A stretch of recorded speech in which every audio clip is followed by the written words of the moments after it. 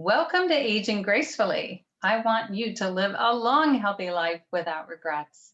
And today I have a friend, Demetrius Williams, who definitely believes in the same thing, a long life without regrets. And Demetrius, thank you for being here. You are spreading this wonderful message to youth in the cities, and I just love what you do. So thank you so much. Thank you for having me. Now, I always start out asking my guests their age. So if you don't mind, can I ask how old you are?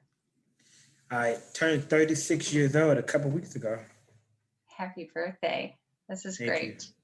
You are one of my younger guests, but I love so much what you are doing. And so first, let me say congratulations on becoming Executive Director of Beat the Streets Cleveland. Thank you. Thank you.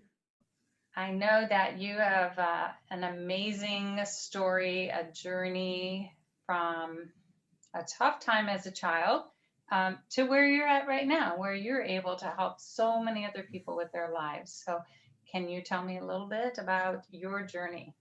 Born and raised in the city of Cleveland, in an impoverished neighborhood in the east side of Cleveland.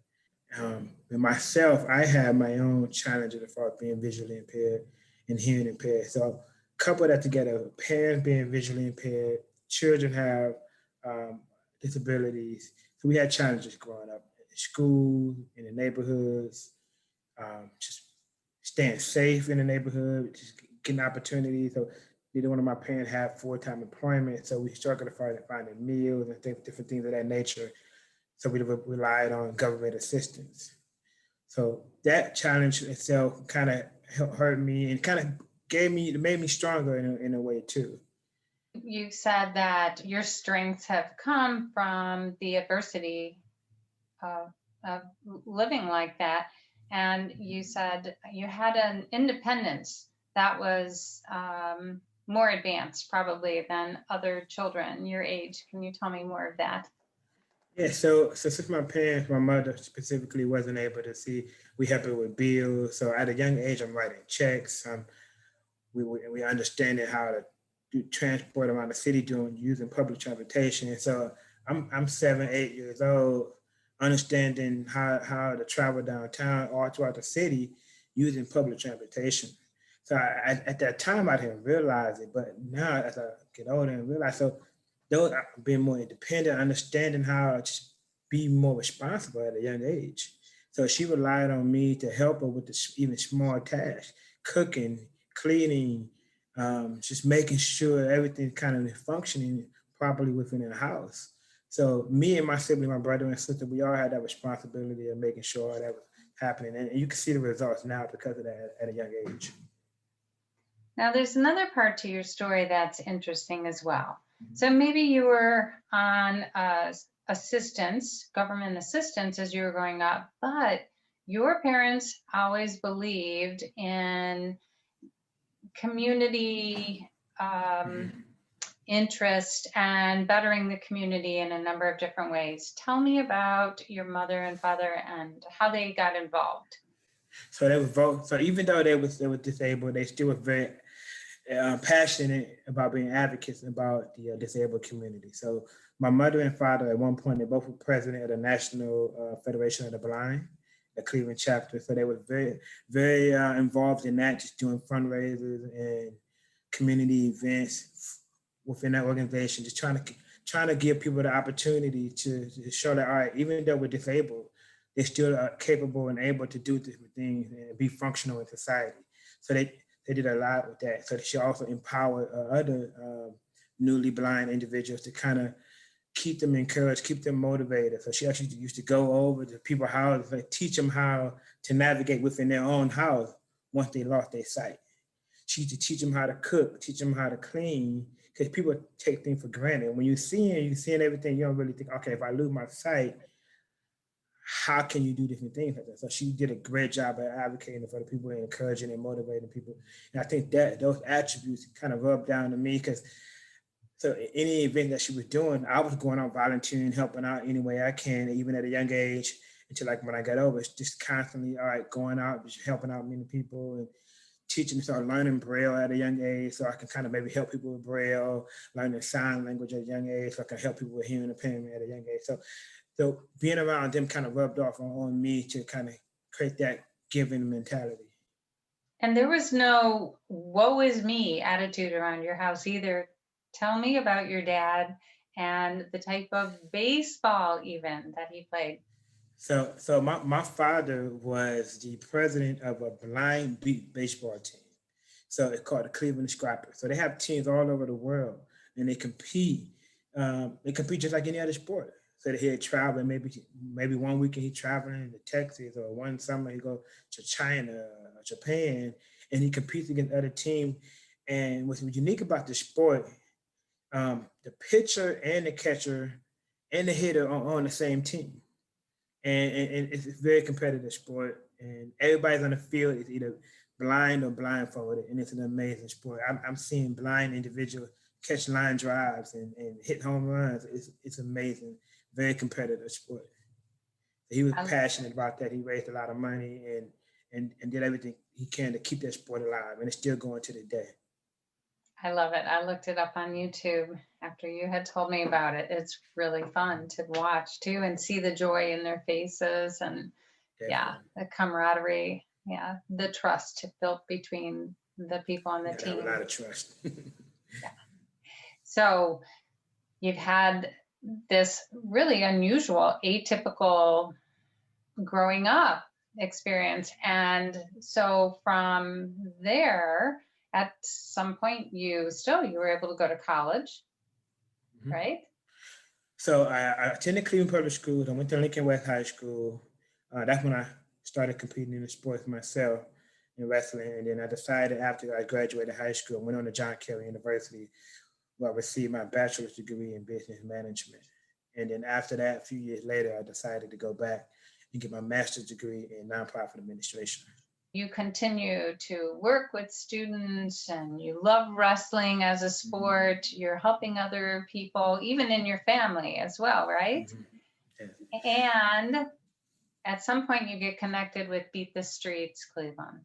So tell me a little bit about how that happened and go right into telling me more about Beat the Streets. When I was younger, I started wrestling in high school. And so I was competitive, but I realized I wasn't as good as a lot of other kids in the state. And what I quickly realized, a lot of these kids that are wrestling in the suburbs and throughout the state of Ohio, they started wrestling at a younger age. They have a competitive advantage. But I knew at that point, when I get older, if I have an opportunity, I want to start teaching kids at a younger age so they don't go through the same struggle that I going through when I first started. When I graduated college, I wanted to get involved in the sport. I wanted to give these kids the opportunity. So I started coaching throughout the city of Cleveland, the different high schools in the area. And then I always had a passion. I want to make sure I work with the youth. So the Beat the Streets organization all over the country. There's the Beat the Streets in New York, Chicago, Detroit, Baltimore, and going for there. But there wasn't one in Cleveland. So I knew all right, we need to have something just like what they're doing in other states and other cities. We need to bring that to the city of Cleveland. And that's when I found out about Beat the Streets and got connected with it in the Cleveland side. So I started volunteering with Beat the Streets. And we started out just helping kids doing little camps and stuff here and there throughout the city. We did occasional trips into Chicago and stuff like that. But really in 2019, we really picked it up and started connecting with CMSD and doing programs within their schools. So we started out doing a spring program where we had about 40, 50 kids come in and we taught them the basics about the sport as young as 6 or 7 years old, teaching them the sport of wrestling and just really engaging with them. But even more than that, sport of wrestling, teaching them how to be leaders, how to be sustainable individual for the future. So we kind of create leaders. So I think we create the different attributes from the sport of wrestling, and we carry it over to your life. We feel like people will be successful in life. So overcoming them obstacles. So we started out doing it at CMSD and it really expanded from there. In 2019, we was able to work with over 200 children in the city of Cleveland, which is an amazing opportunity. In 2020, we was able to work with a few kids. COVID kind of slowed it down a little bit, but we're still able to offer virtual programming and virtual opportunities. We teaching kids the process of being disciplined, how to take notes, how to follow direction, how to be leaders, how to eat healthy.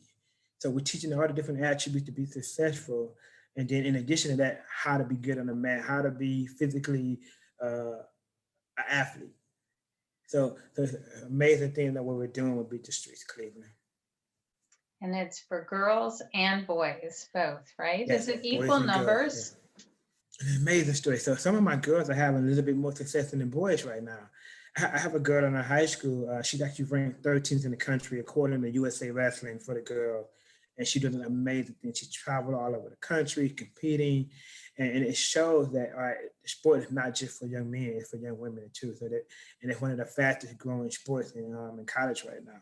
So I love that you're bringing the idea of success to them in ways that they can learn with hands-on. They can have the experience of winning and ability and feeling confident.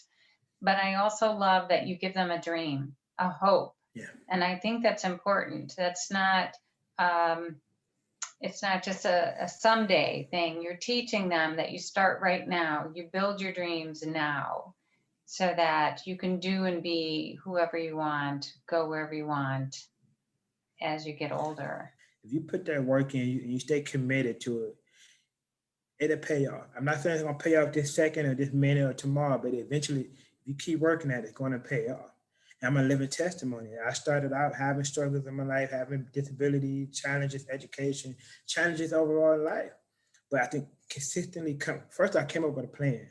Once I came up with that plan, consistently working toward that plan, even if I get an inch closer every day, I'm getting closer toward that goal. So same thing I tell the kids, like, hey, we have a goal. If you want to be successful in anything in life, keep working at it every single day. You will eventually get there. And I love the way you mention things like a goal that you keep in mind every single day, and that progress is sometimes very slow and in small increments. But then you go back to, but every single day, you have to bring yourself back to it. And that is the same things I like to teach with empowerment classes. So I really love what you're saying and what you're doing. You just really aren't just talking about it. You really are putting everything you know into action. That's great. Every single day, uh, I'm a huge believer in not being a hypocrite. Every single day I work towards a goal. Every single day, even if it's me maybe trying to lose weight, I'm working out daily. I'm running daily. I'm trying to change what I eat daily. And so I tell the kid, all right, if you got to make a certain weight, we can do it together. We set this goal together and we'll work at it together. We hold each other accountable in this. So I'm a huge advocate in setting, like I said, I'm gonna say it again, setting goals and keep working toward that goal every single day. Yeah.